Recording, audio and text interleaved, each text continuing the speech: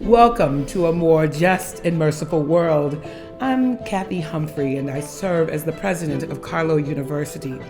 On this podcast, we talk to leaders, teachers, artists, and scientists from around the globe to explore how to bring more justice and mercy in our own world.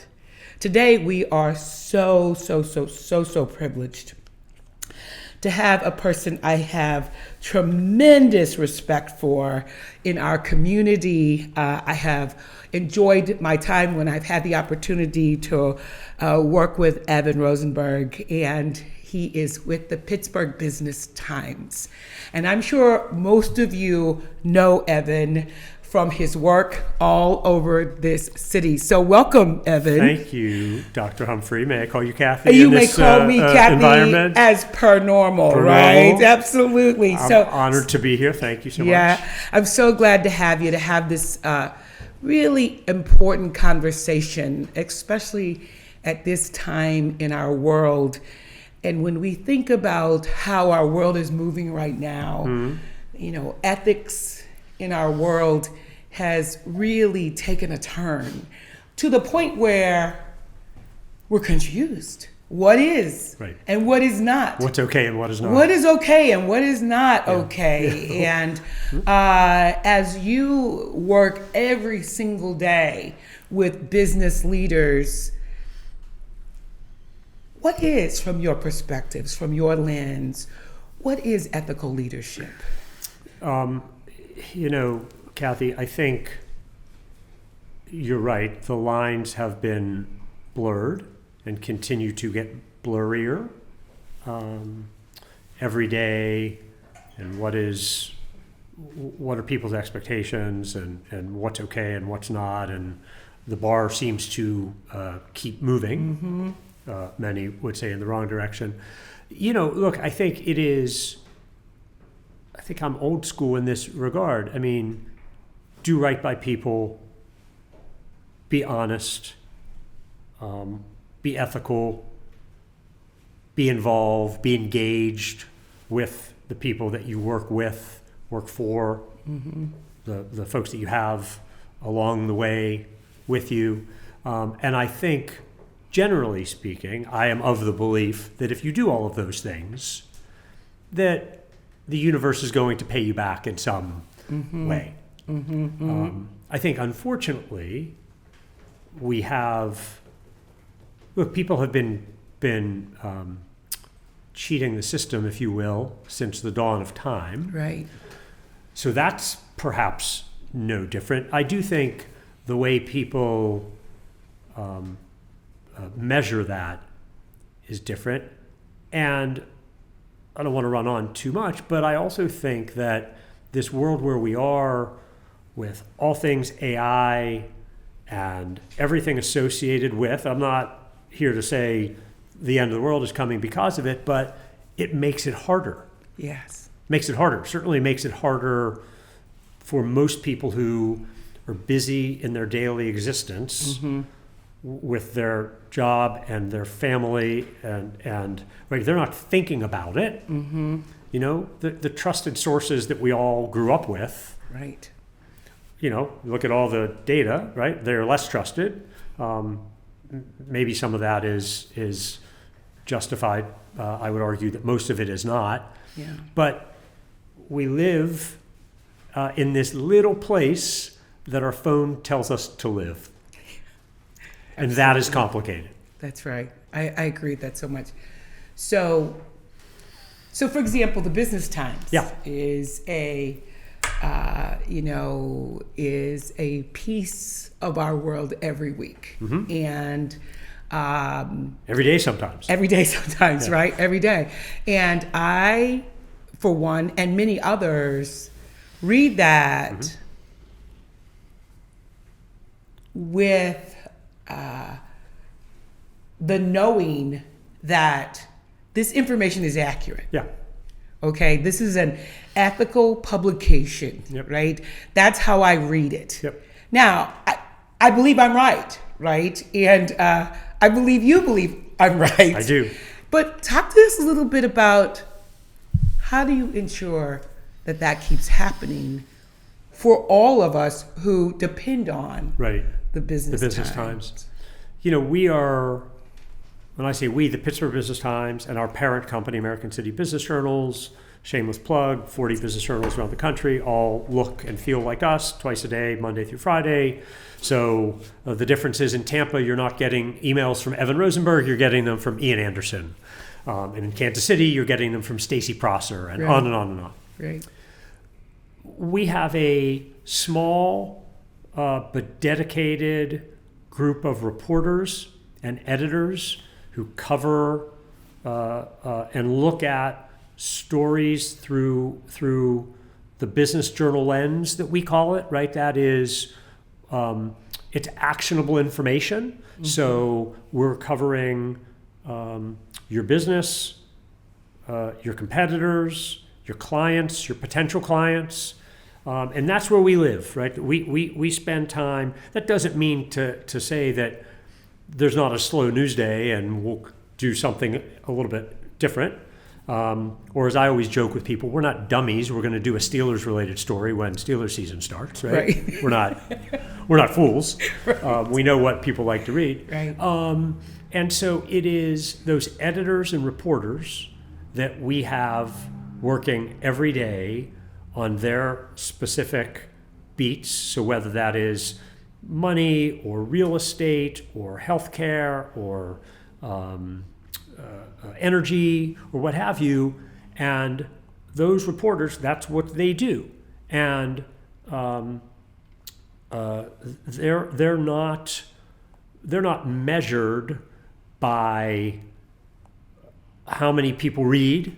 I mean, we measure that, right, but they're not measured that way. Right. So they don't get more or less depending on how many clicks they get or how many people comment. Mm-hmm. And so, I mean, it's sort of a long way around your question, which is how do we ensure it? We ensure it by sticking to what it is that we cover and not straying too terribly far. Mm-hmm. And that means those reporters are well-sourced and trusted and know the difference, not 100% of the time, but much of the time, know the difference between what is fact and what is fiction, because they're well-schooled in that particular space that they live. Let's stay there for a second. So they're well-schooled. So the development of the culture of ethical leaders. And I see every one of those reporters as really an ethical leader because they are feeding us, right? Yeah.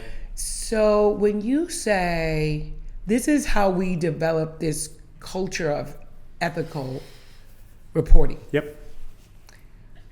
What steps are involved with that? How do you know, and how do you ensure there's not a rogue? Yeah. And because it happens, right? And how do you know? I mean, we're very fortunate that we have a really long tenured editorial staff, but we have some turnover now and again, right? So we have a young reporter who came to us in the spring, April or May, right out of school. So how do you know, right?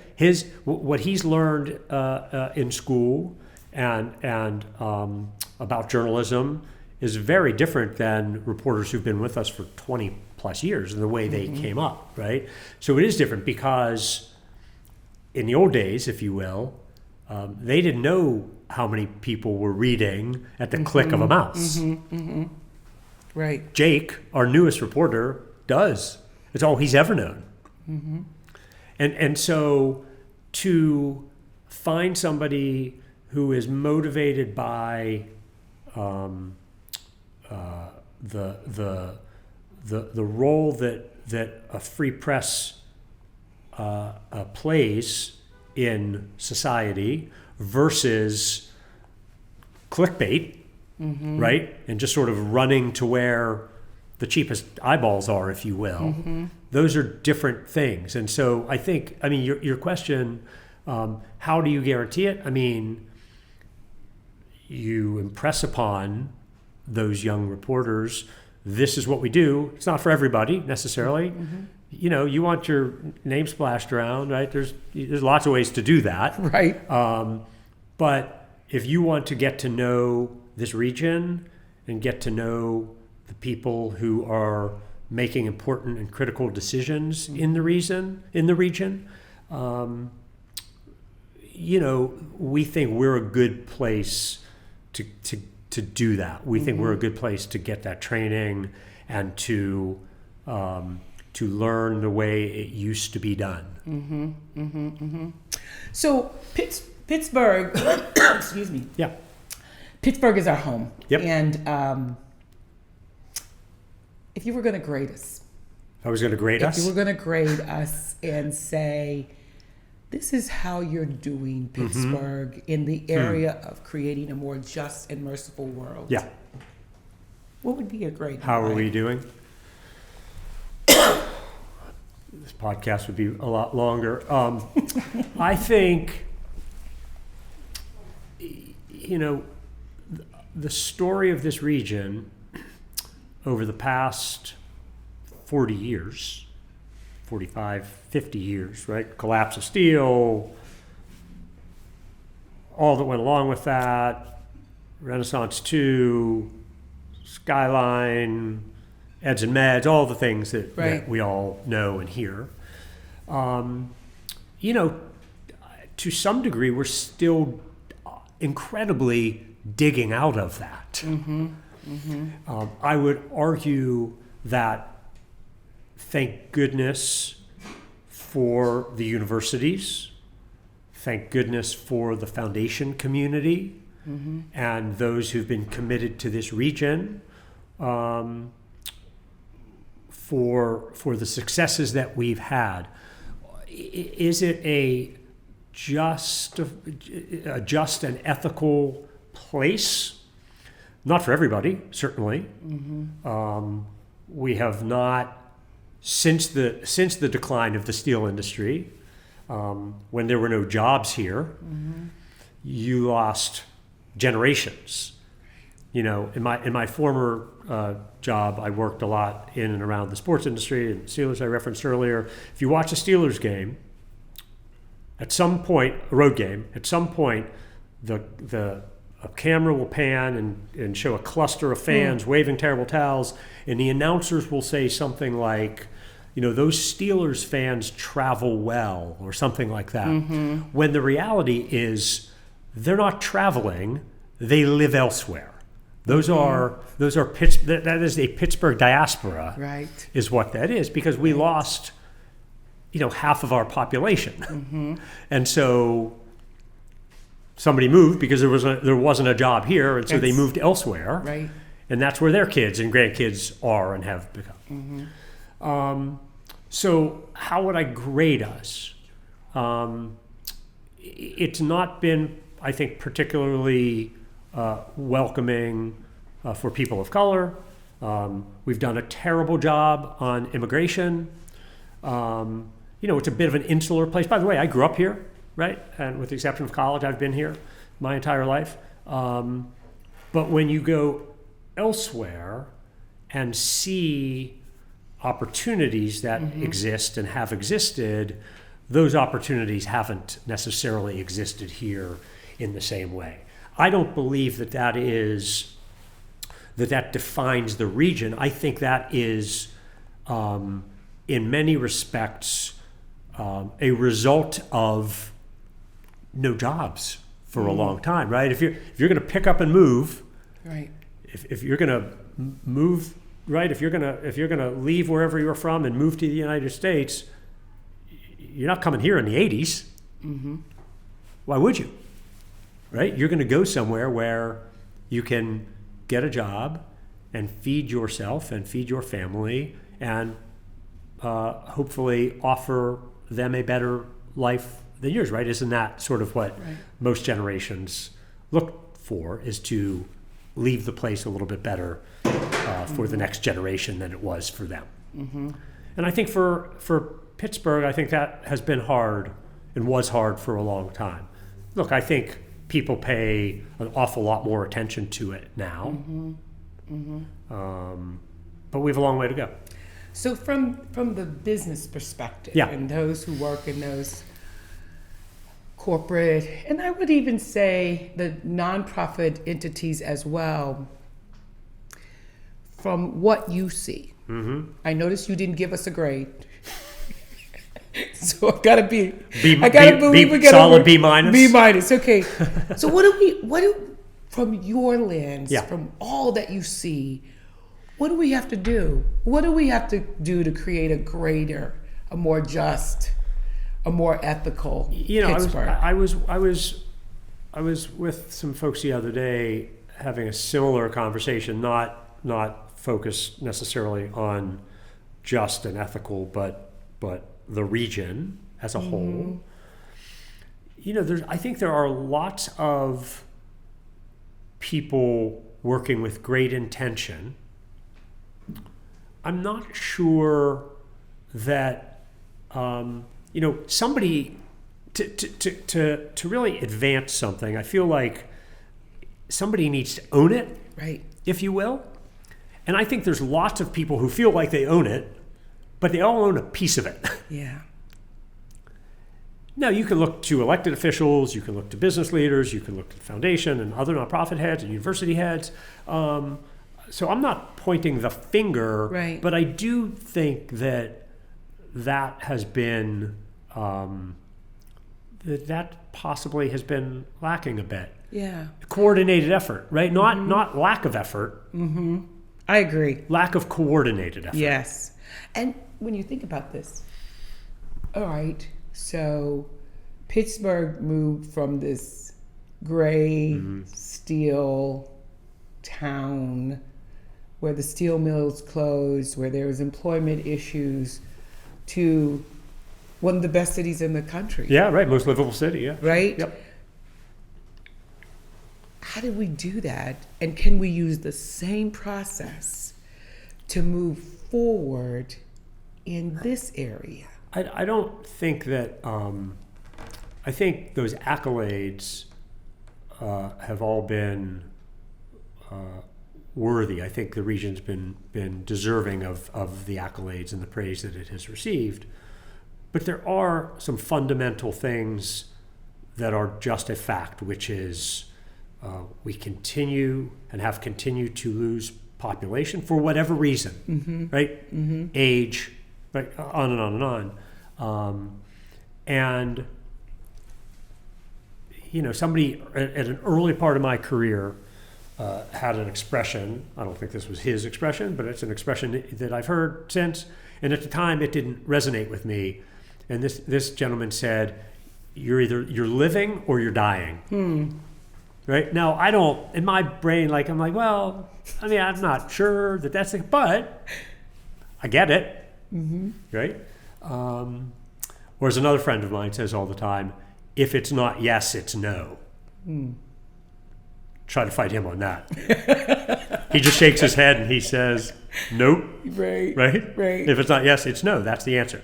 And so this region has continued to lose people and not attracted enough to make up that shortfall, right? And so, places that are growing, again, I go back to immigration, right? This has not been a particularly easy place for people from elsewhere, which of course is fascinating given that the place was built by immigrants. Right. So, as a person who is responsible for creating the platform for young people and older people to create a more just and merciful world, a task that we try to take on here at Carlo every day. Yep. Right? A group of us just came back from Uganda, and when you are in Uganda and you are assisting with the opening of water wells for people who don't have running water, who water is so essential to life, something we take so for granted here, but to do the work to ensure that 800 people in a village is going to have fresh water every day. It's one way we try to impress upon the students that to whom much is given, much is required. And we have been given much. You can say what you want to say Right. about this country, Yep. about our city, but we are a people who have been given much. Yep. Across the board, Yeah, right? unquestionably. When you compare it to how other people in the world live. But what would you say to me, to others like me who work with young people every single day? What do we need to make sure we're doing to make sure that this next generation of leaders move into our world and are able to move our world to a more just, a more merciful place? A more merciful and just place. Look, I think the work that you do here, and you and I have talked about this before, right? So many of the kids that you see and work with, first generation college students. I remember a story you told me a couple of years ago about a situation you were dealing with, and you had to impart upon some folks here that the goal isn't to make it so hard that they leave and never come back. The goal is to help them along the way and get them to their next spot. Exactly. I'm not sure that I'm not sure that that's exactly what you said, good. but that's in there. that's in there, right? But I think that's important, right? There are lessons to be learned along the way, but you're dealing with this populace who the decisions that your colleagues make here may well be the difference in generations. That's right. No, Right? You're right. That if those students can gain the knowledge and gain their degree and get a good job, right, and really move forward, then their children have that much greater That's right. a chance. I mean, it's really quite simple, actually, when you think about it that way or put it into those terms. You know, look, I think workforce remains an incredible challenge everywhere. It certainly is an incredible challenge here.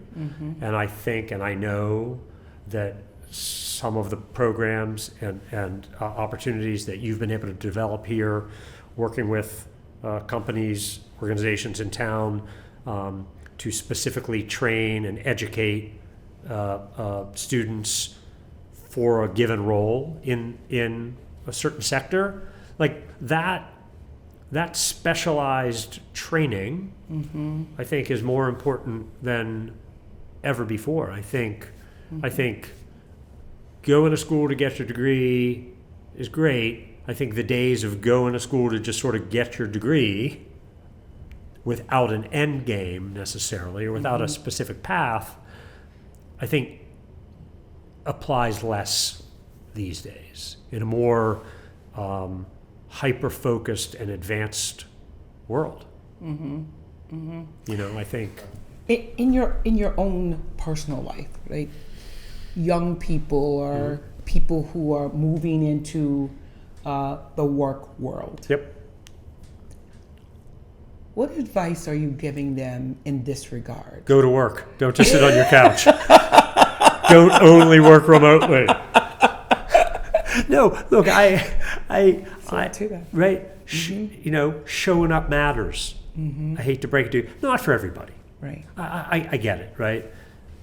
You know, the pandemic, we all learned and are continuing to learn so much about ourselves, about friends and family and colleagues, and what motivates people to do what. You know, I was joking with somebody yesterday, you know, before the pandemic, like I didn't miss much.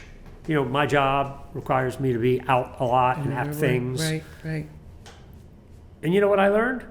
I don't have to be everywhere all the time. the sun will come up. Nobody's running around saying, "Where's Evan?" Right? I promise you. And that's fine. And that's fine, right? We've all learned that balance is better.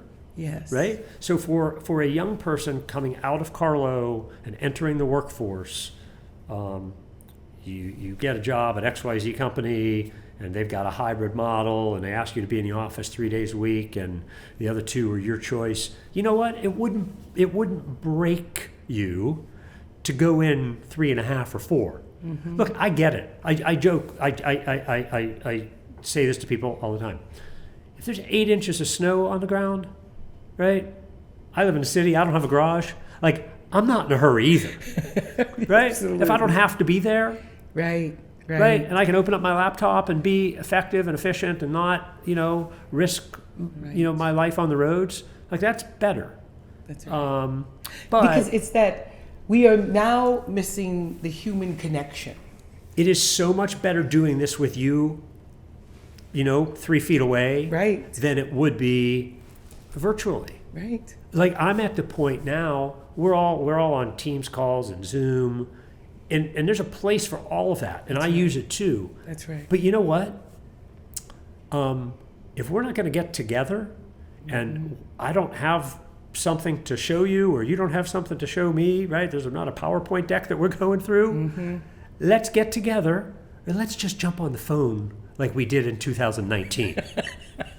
Right? Because the rest of it's exhausting. Exactly. Honestly. Exactly. And I do think, I think there is value in showing up, as I said, but there are just pieces of it. And by the way, people are going to hear this and they're going to say, that guy is old and crazy and misguided. I hear you. We are human beings, Yes.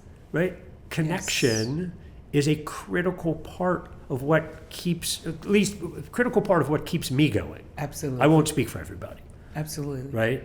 Absolutely. I am so right there, because at the essence of all of this, we cannot create a more just, ethical, and merciful world if we are never together. If we're never together, yeah. If we're not connected. It is really at the essence of what you are saying is, it is the human connection that really makes us better, makes us more connected, and makes us more willing to exert the kind of effort that is required of us in order to really create a better world. I have truly enjoyed my time with you. This has been a very good conversation, and I'm so grateful for all that you are doing for Pittsburgh and for our region. And thank you for being with me today. You're kind for saying so, and I would offer the same back to you. This is a